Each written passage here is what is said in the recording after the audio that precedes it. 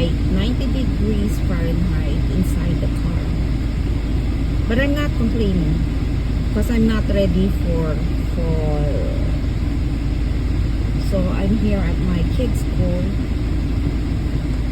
Sinusundo ang makukulit, picking up my kids.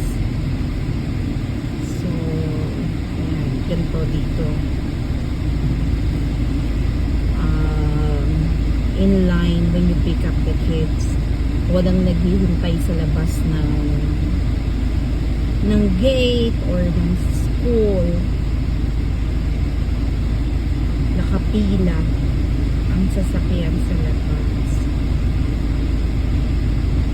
Which is maganda kasi ano tawag dito, maganda din siya. Smooth yung pagsundo, hindi nagkakagulo, unlike sa atin sa Pilipinas.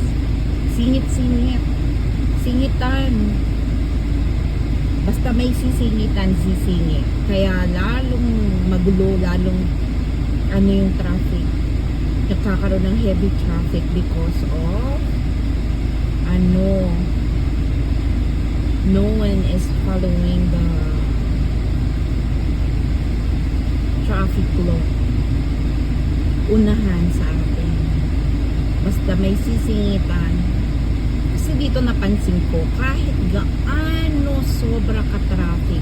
Let's say, kasi naranasan ko lang naman yung sobrang ng traffic when we went to Canada. For example, Canada. Because it's going to Niagara Falls. Super traffic talaga doon. Grabe. But even if the traffic is heavy and slow, it's still moving. Unlike in the Philippines, you're in one spot. Like for how many, like for how long, right?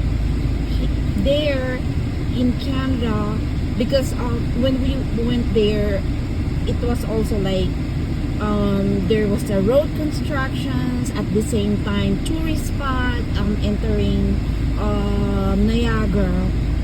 Everybody was following the traffic law, so you're not bored because you're moving, although it's slow. Yung anak ko nandito na. Oh, sorry. Can you drive that? Sure, where's Blakey? Oh, I don't know. Go.